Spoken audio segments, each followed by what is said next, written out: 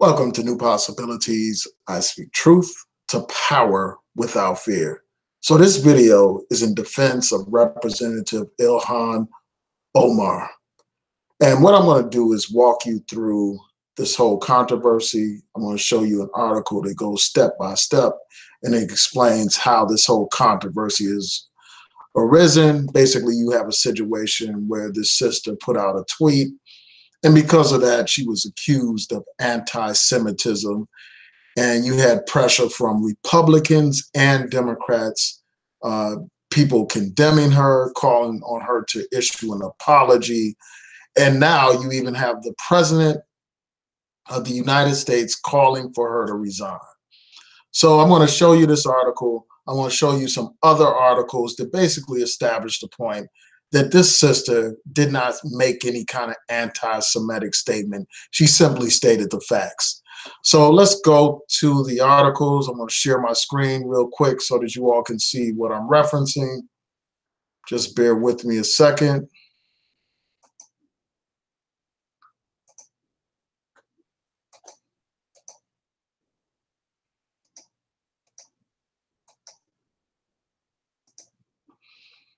So here's an article from Vox, and it goes through how this whole controversy emerged. You know, it shows the statements issued by Democratic leadership condemning her statements, you know, basically saying that she's an anti-Semite and all this and that, and, you know, just renouncing what she had to say. And then she issued her own apology. But I want to go through what actually happened, how this whole thing transpired. So you had Glenn Greenwald issue this tweet right here that you see, where he talks about how Kevin McCarthy is threatening to punish Ilhan Omar and another representative for their criticism of Israel. And in this tweet, Greenwald talks about how it's stunning that you have U.S. politicians spending time defending a foreign nation while attacking the free speech of Americans. So you see that tweet. And then basically Representative Omar retweeted it, and then she added her comment saying that it's all about the Benjamin's baby. Now, you all are familiar with that song that Puff Daddy put out years ago with Mace, where they're talking about it's all about money. And we know Benjamins is slang for $100 bills. So she's basically saying that it's all about the money, basically talking about how the pro-Israel lobby influences members of Congress. That's basically what she's talking about, how they spend dollars to influence these people. And the fact that that is being condemned as anti-Semitism is absolutely absurd because it's just an actual fact. The truth is not anti-Semitism. The truth is what it is. Nobody should be shamed into silence for simply speaking about actual facts. And I'm going to go through this, you know, in this video. I'm going to show you real life examples of how these pro-Israeli lobby groups are in fact influencing Congress. You will actually hear a statement from AIPAC, where they're actually boasting about how they received so much support from Congress. And you will hear about how they influence Congress and how they brag about it. I'm going to show you some articles. So this sister said it's all about the Benjamins. And then somebody said, well, can you explain that? And then she provides her response. And people use this thing like they're saying it's an anti-Semitic trope for talking about money and Jews and how they influence government. And the fact of the matter is, the truth is not anti-Semitic.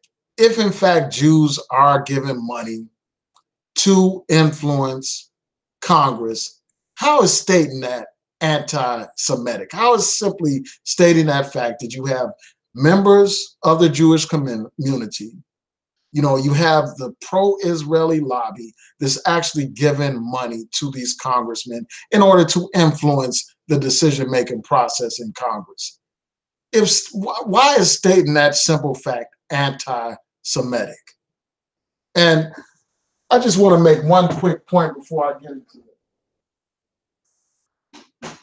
I have to make one clear point here before people get things misconstrued. You know, I'm not anti-Semitic. As people know, you know, people that watch my content, they know that I have spoken out against anti-Semitism. I condemn all forms of discrimination, racism, and oppression, whether that racism is against Palestinian people, whether that racism is against my people, African Americans, whether it's Arab racism against Black people in the Muslim world. I'm against it. I'm against all forms of discrimination. I'm against anti-Semitism, just as I am against Islamophobia and anti-Islamic sentiment. And one thing that has to be pointed out, you know, the brother Kwame Ture regularly talked about the distinction between Judaism and Zionism. Zionism is a political ideology. It is not a religion. It's an ideology that justifies the occupation of Palestinians' territory. It is an ideology that justifies the oppression of the Palestinian people. It is an ideology that justifies imperialism in the Middle East. It's just that simple. And it is cloaked in religious rhetoric. Religion is used as a guise to justify oppressive policies. And to condemn political Zionism is not to be anti-Semitic. It is to condemn an ideology of oppression, an ideology of racism, an ideology that oppresses Palestinian people. That's what it is. So let me get back into this thing. So you had people ask her about her statement, you know, talking about how it's an anti-Semitic trope, and they said it is bad form. And they're basically asking for an explanation. And the sister writes out the word AIPAC. And AIPAC is a lobby group, a pro-Israel lobby group that tries to influence not only Congress, but the White House as well, to get them to support pro-Israel type of positions. That's what it is. So because she simply stated the truth, you got people saying this is deeply hurtful to the Jews. It's a very unfortunate tweet. And then you have Chelsea Clinton join in.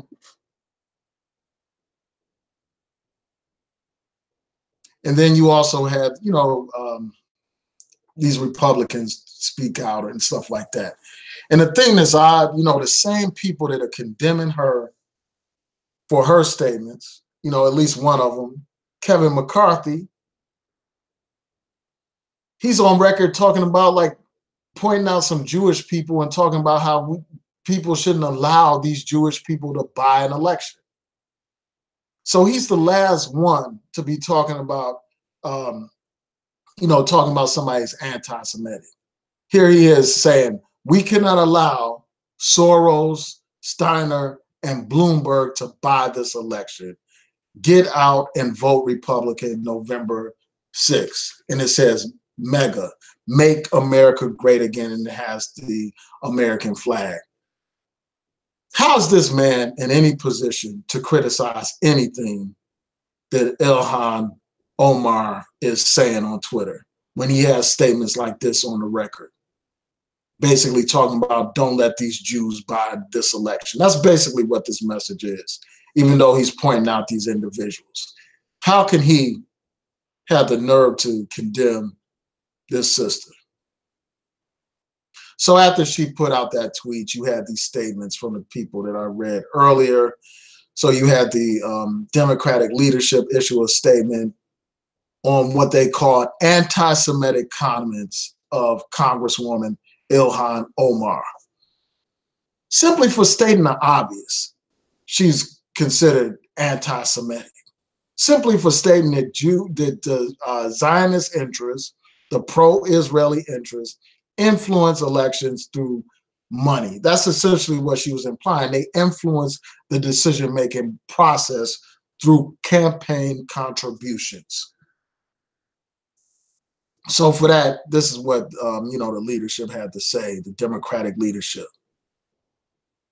Anti-Semitism must be called out, confronted, and condemned whenever it is encountered without exception.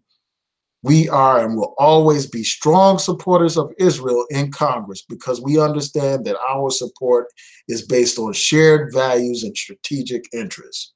Legitimate criticism of Israel's policies is protected by the values of free speech and democratic debate that the United States and Israel share. But Congresswoman Omar's use of anti-Semitic tropes and prejudicial accusations about Israel supporters is deeply offensive. We condemn these remarks and we call upon Congresswoman Omar to immediately apologize for these hurtful comments. As Democrats and as Americans, the entire Congress must be fully engaged in denouncing and rejecting all forms of hatred, racism, prejudice, and discrimination wherever they are encountered.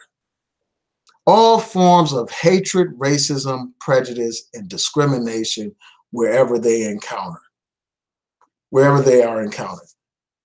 Despite this statement, they don't condemn the prejudice against Muslims. They don't condemn the racism and the oppression against the Palestinian people in occupied territory.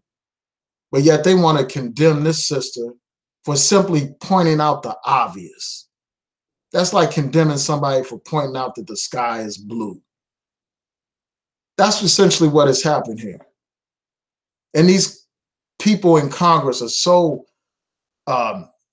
influenced by this pro-Israeli lobby that they are literally tripping over themselves for an opportunity to throw this sister under the bus.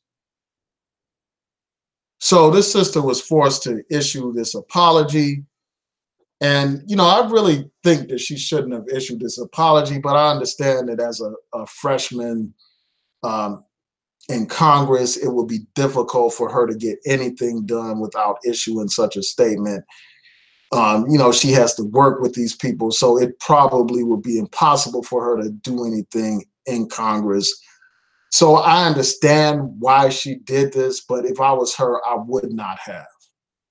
I would have just stood my ground, stand on the truth, man.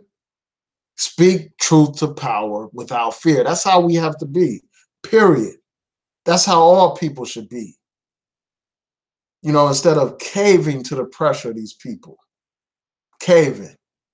So she issued this statement. She said, anti-Semitism is real, and I'm grateful for Jewish allies and colleagues who are educating me on the painful history of anti-Semitic tropes.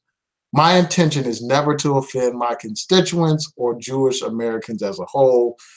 We have to always be willing to step back and think through criticism, just as I expect people to hear me when others attack me for my identity.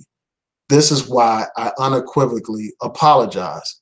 At the same time, I reaffirm the problematic role of lobbyists in our politics, whether it be AIPAC, the NRA, or the fossil fuel industry. It has gone on too long, and we must be willing to address it.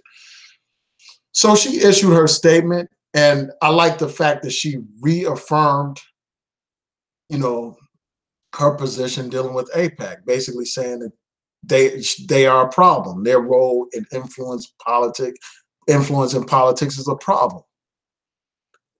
And, I'm glad that she stood by that. She stood her ground in that respect. So that has to be commended.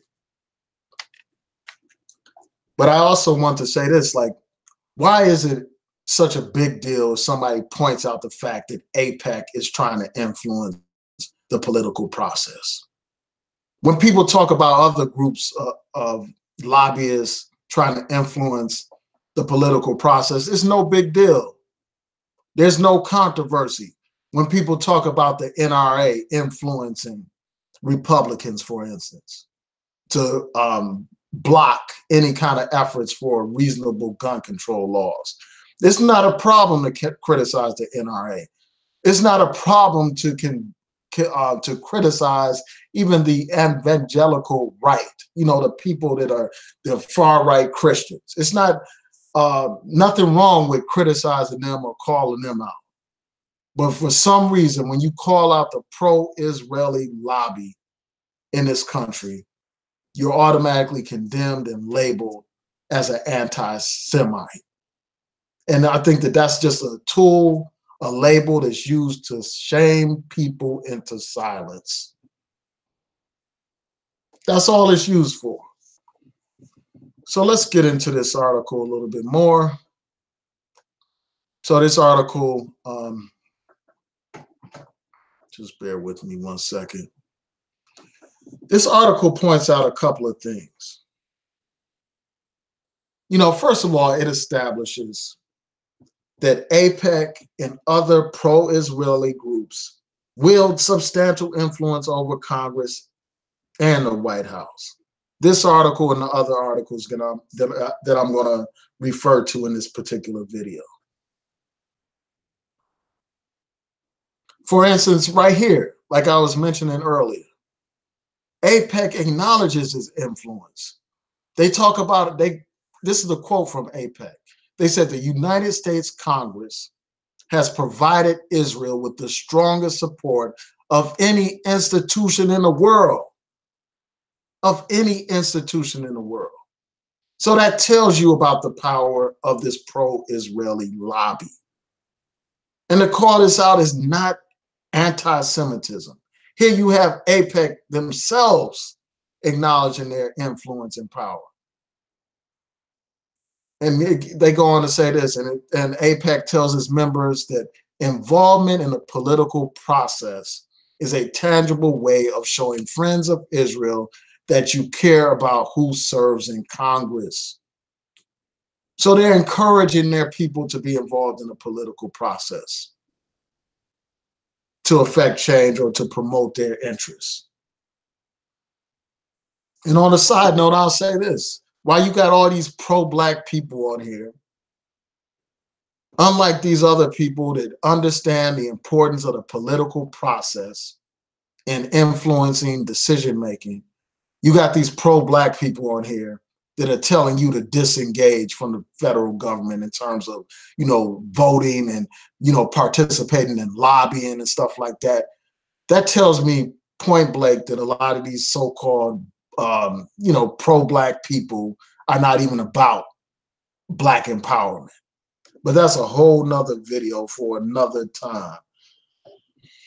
But here you have this group boasting about how they're going to influence Congress, how they actually influence Congress, and how Congress supports them, provides them with the greatest support that they receive in the world.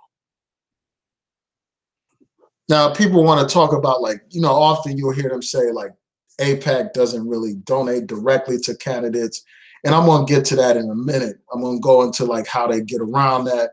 And they do make some donations to candidates. Now, this points out, how they have a congressional club in AIPAC.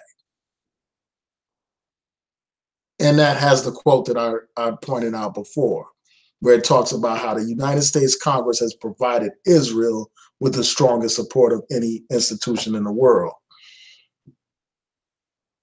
It talks about how people can be a part of this congressional club membership. It talks about how they have to make a minimum financial commitment of $2,500 per year or $5,000 per 2-year election cycle to support pro-Israel politics. It says commit to giving political contributions in a clearly pro-Israel context to candidates running for the United States House of Representatives and the United States Senate. So they're talking about how they're going to use this money to influence members of Congress. But yet you got these people having the audacity to condemn this system for just pointing out the obvious. This article also talks about how AIPAC spent $3.5 million in lobbying in 2018. Now, in this article, they compare that to the numbers that that other groups spend on other issues, groups like the National Association of Realtors, for instance, and other groups. And they talk about how basically AIPAC's contribution is relatively small compared to those donations. But AIPAC is, first of all, AIPAC is just one venue or one tool by which the pro-Israeli people make donations. You know, they have fundraisers outside of AIPAC, which we will talk about a little bit later in this presentation. But this article also points out how when it comes to foreign affairs, this is a substantial amount. It's a very large amount that's being donated when it comes to the world of foreign affairs policy. So this is not insignificant. They don't just donate this money for the sake of donating. They want to influence what happens in Congress. So to call this stuff out is not anti-Semitism. It's just actual facts. And this article also points out how many of these pro-Israeli groups actually give more money to the Democrats than they do to Republicans.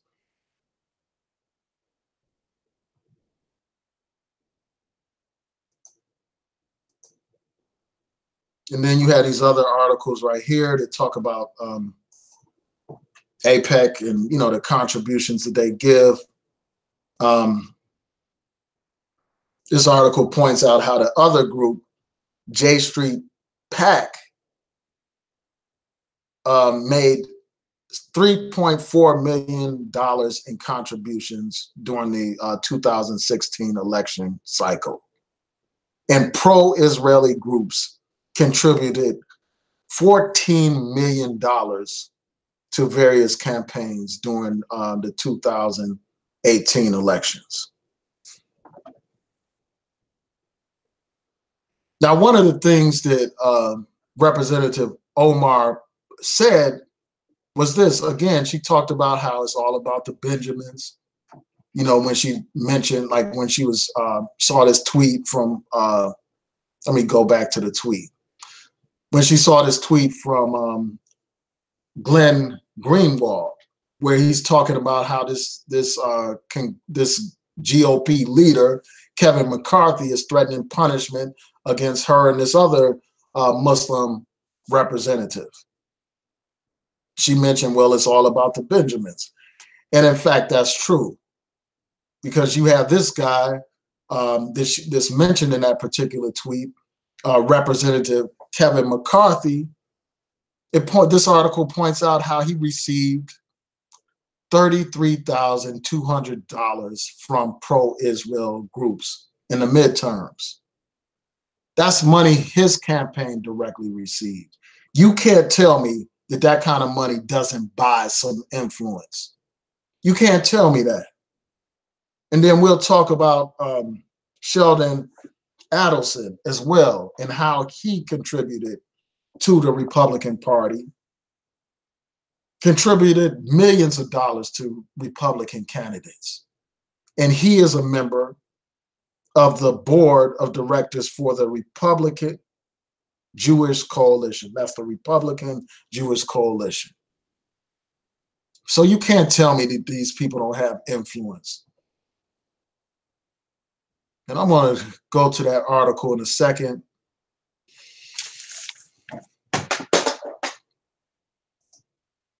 And you have this link right here that shows how much these members of Congress have received from pro-Israel groups. And this is from opensecrets.org. The link to this will be in the description box so that you can read it for yourself. But it has all the names here and how much they received. And I don't even know if this is accurate. You know, I don't think that this probably includes everything that these people receive from the pro-Israeli groups, because there are various ways that they can give donations. They don't necessarily have to give donations directly through one of these PACs in order to influence a pro-Israeli type of agenda.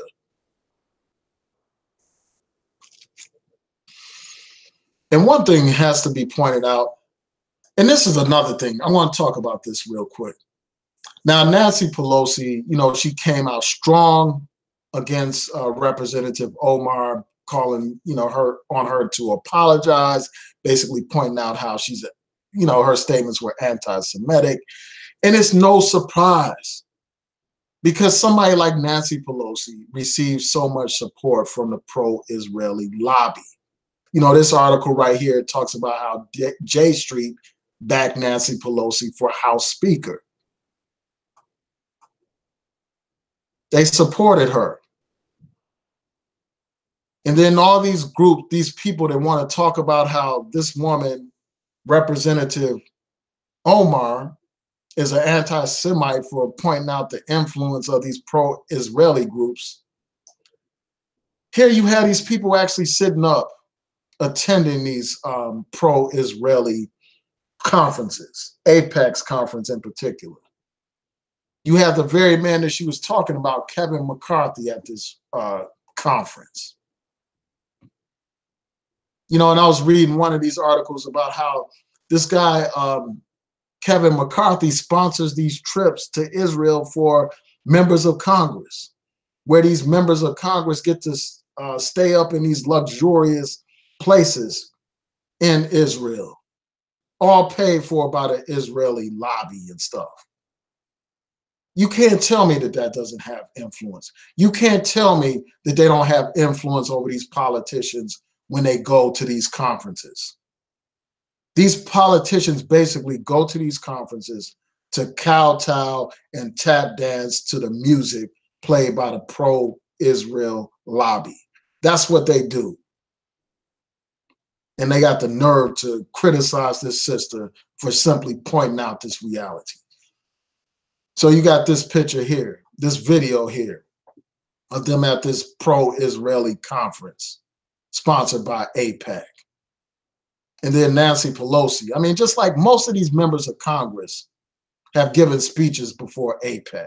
Most of these people come groveling to AIPAC and other pro-Israeli groups to get financial support and moral support for their elections. And they expect us to believe that these people don't have influence over the political process. And that brings me to this article on The Intercept. It talks about how there was a documentary done by Al Jazeera. And this documentary is called The Lobby. And in this particular article, which I will post in the description box, you will see actual video clips of the documentary, and you can watch it for yourself. But basically, it talks about how these people were on camera bragging about how they influenced Washington by giving money to people. On record, bragging about this stuff. But yet they're going to condemn this sister for simply speaking the truth. So I'm going to find the exact quote. This talks about how in this documentary, which was obtained and published by Electronic Intifada, and the links are here in this article.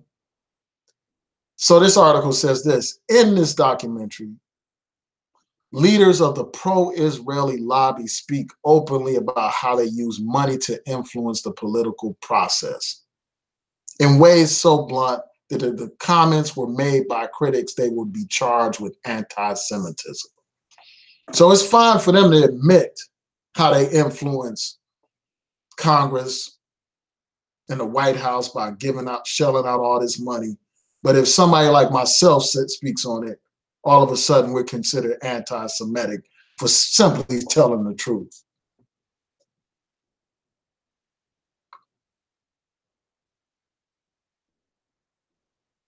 And this article goes on to talk about how AIPAC and its donors organize fundraisers outside of the official umbrella of the organization so that the money doesn't show up on disclosures as coming specifically from AIPAC. So they got all kinds of ways to give money to these people, to these politicians, without it coming, directly from AIPAC, without it being clearly from AIPAC. It talks about how they organize fundraisers in Washington and New York.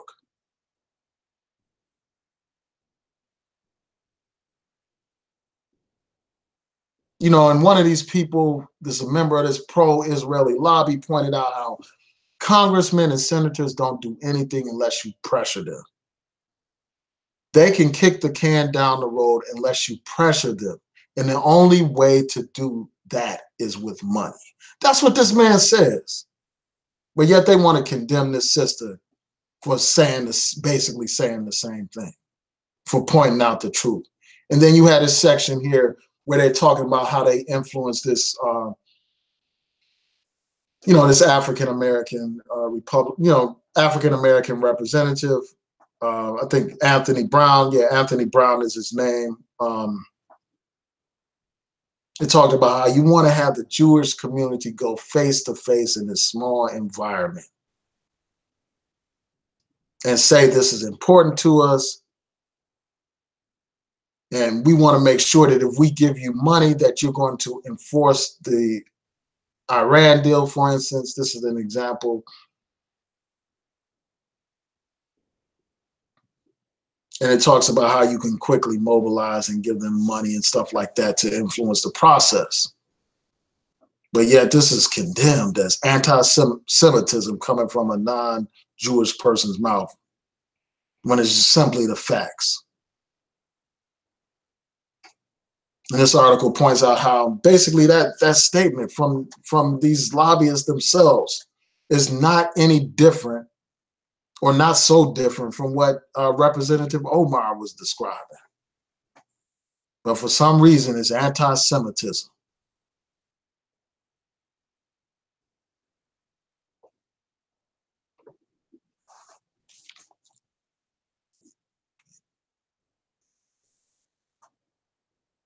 Yeah, and then, as I pointed out, I'm going to go into, and this is the website where you can see the 4-part series on this, this documentary called The Lobby. It explains how they influence foreign policy and stuff like that. And this is another article that's important to point out. Like this guy, Sheldon Adelson, let me see. Let me just get to the information with him.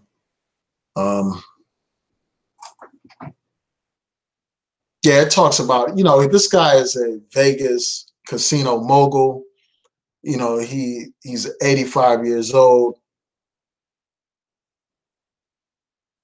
He made a contribution in a range of $20 million to the House GOP-aligned Congressional Leadership Fund, Super PAC.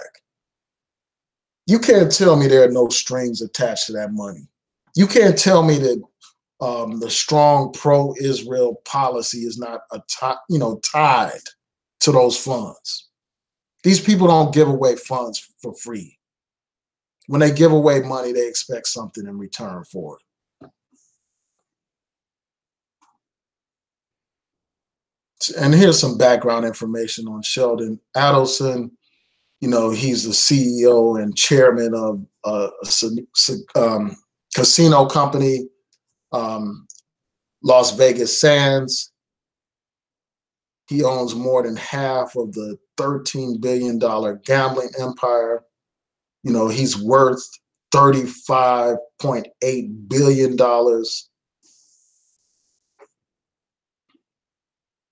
And it says that he's a big donor to Jewish organizations.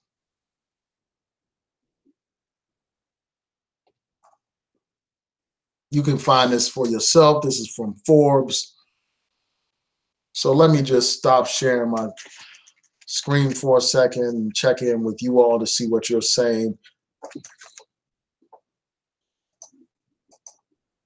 But I just want to be perfectly clear. You don't give away this kind of money without any kind of expectation for anything in return. They designed, Their whole objective is to influence congressional policy, to influence, U.S. foreign policy and all that, by working through the White House and through Congress.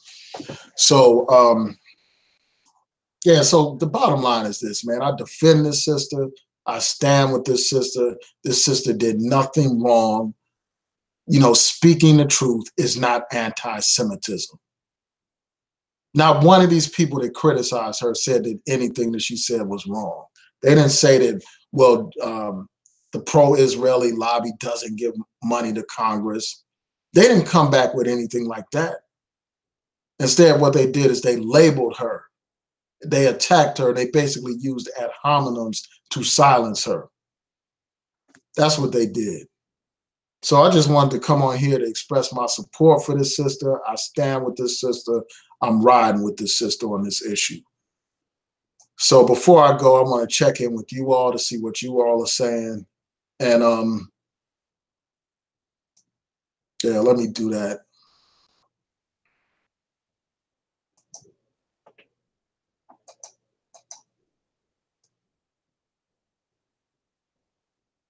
And I just want to let you all know, I'm probably going to do a video sometime soon about this whole debate about, DOS, descendants of slaves and all that kind of stuff, and, versus immigrants. I want to talk about that because I'm sure that that's something that may come up on this issue. I'm sure you're going to have some Black people saying, well, I'm not supporting her and blah, blah, blah, because she's an immigrant and stuff like that. To hell with all that kind of stuff. I stand on the truth. And this sister was right in exactly what she said. And for that, I support her. Yeah, so I just wanted to point that out. So let's see what people are saying before I sign out.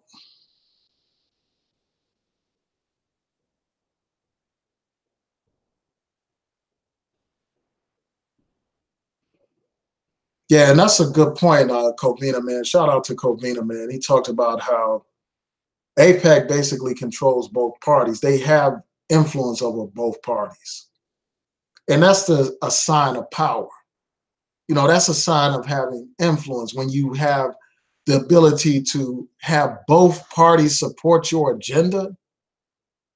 That tells you that these people have power and influence. Where you have Republicans and Democrats supporting your agenda, that means that you have power. They're not dependent on either one of these parties. They, influence these parties and get them to support their agenda. Unfortunately, our community is forced into a situation where we have to rely on one party and where we're dependent on one party. And unfortunately, too many of our Black political organizations, instead of dictating agenda, they are simply being dictated to and being told what things they need to get on board with and support.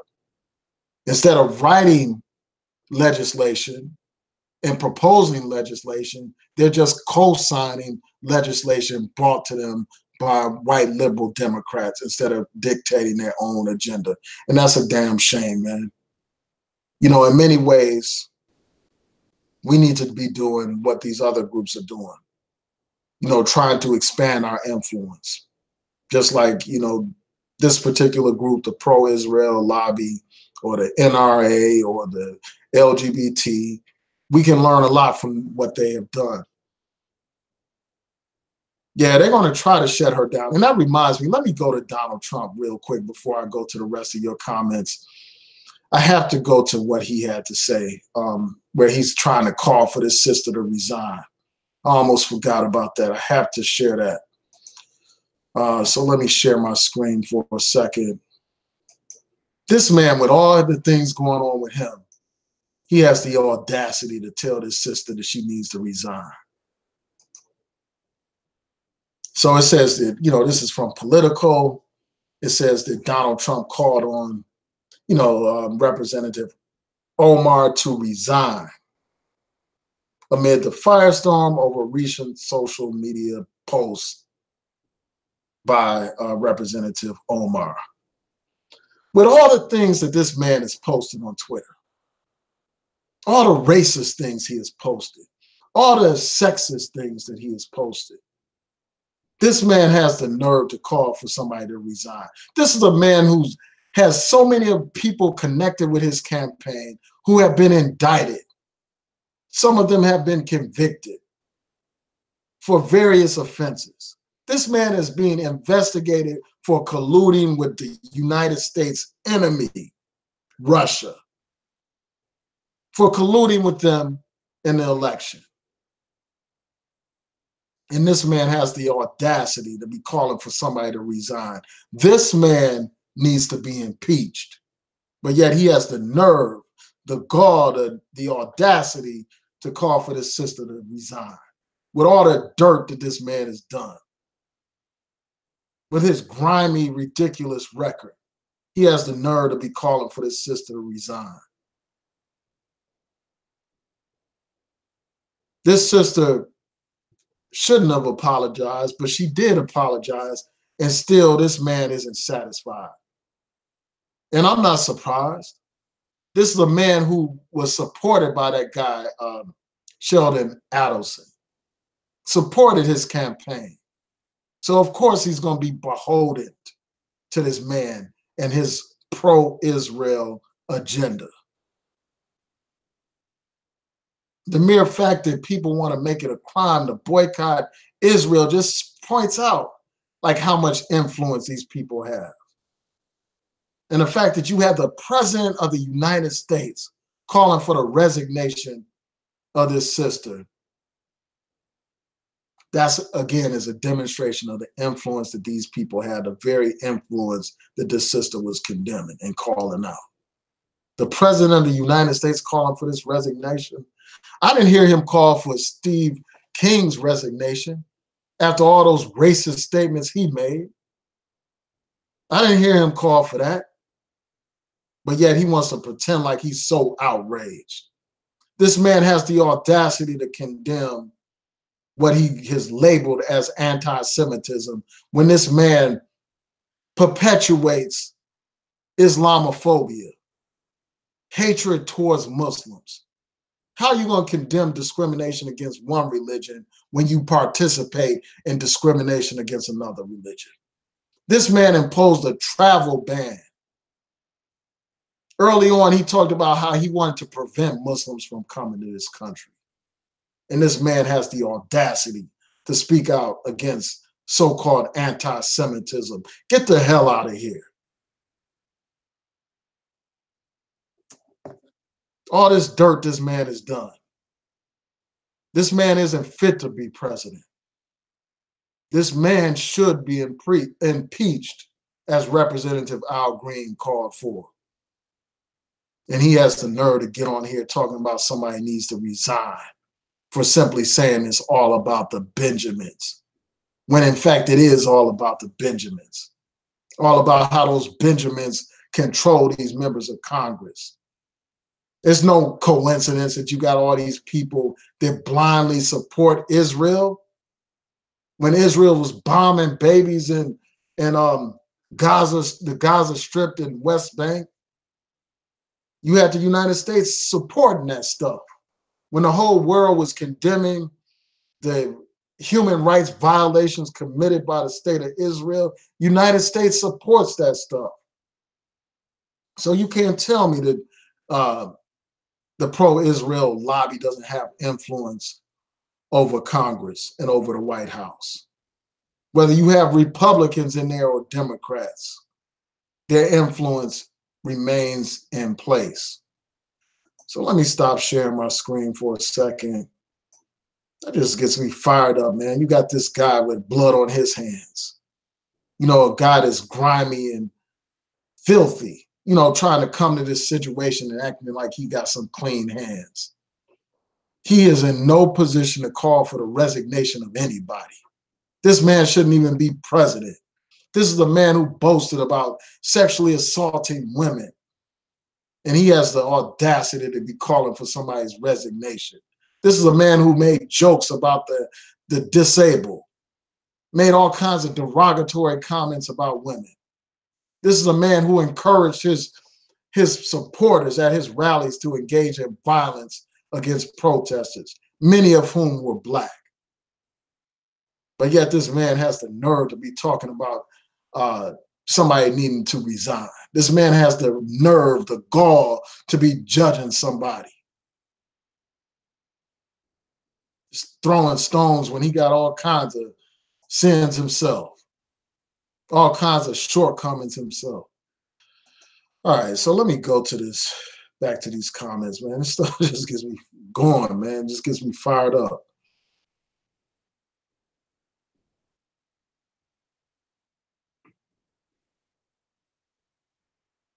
Yeah, so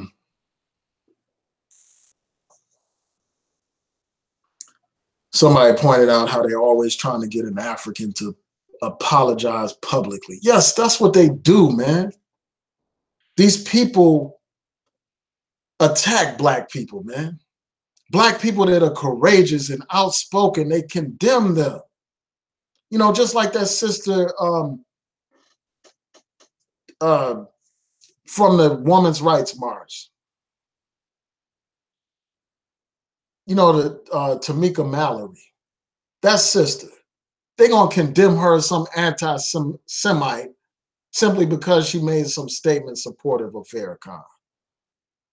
And you had these punkified Democrats pull out of the Women's March because of that.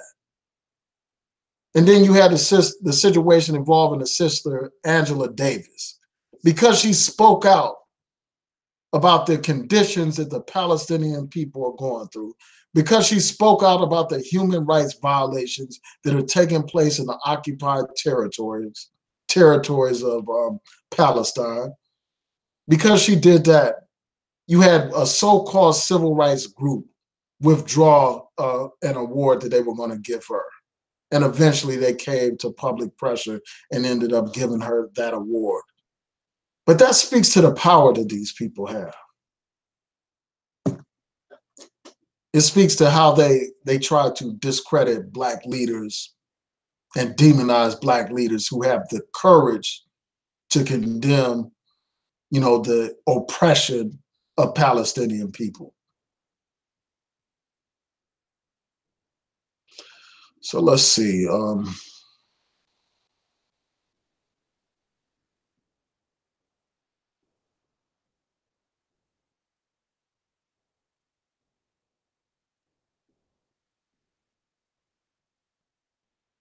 Yeah, it's just crazy, man.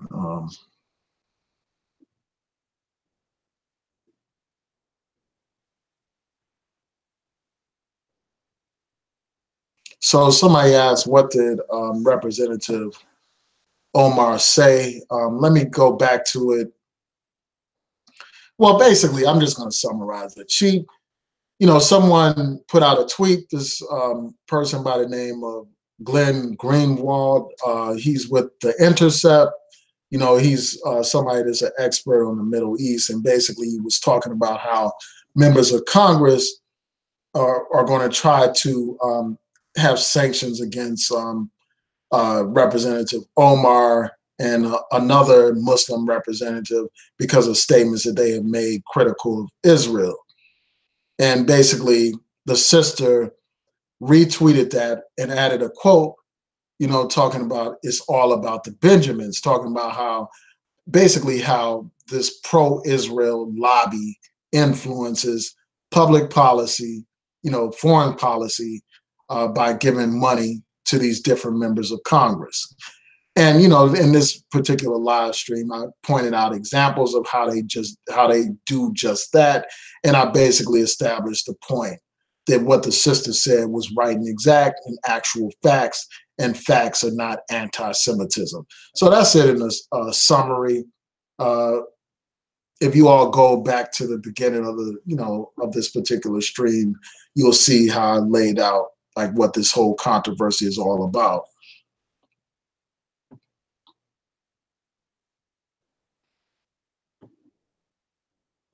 So someone pointed out how Cynthia McKinney, who was a former member of Congress, says that there's some kind of paperwork you have to sign related to Israel. And on it, it talks about how you had to, I guess, it says you have to support Israel, something to that effect. And she said it on Afro Synergy's interview recently. I haven't seen that. I rarely watch Afro Synergy because I can't stomach a black man that's supposed to be a black separatist supporting, a reactionary, racist, bigot, buffoon like Donald Trump. It just doesn't sit well with me. So I can rarely make it through any of his videos, at least his recent set of videos since, the election and even leading up to the election. Yeah, so I just want to thank you all for tuning in. Please rate, comment, and subscribe. Like the video, share the video, hit that notification bell so that you'll know when I post new content. Peace and blessings to each and every one of you.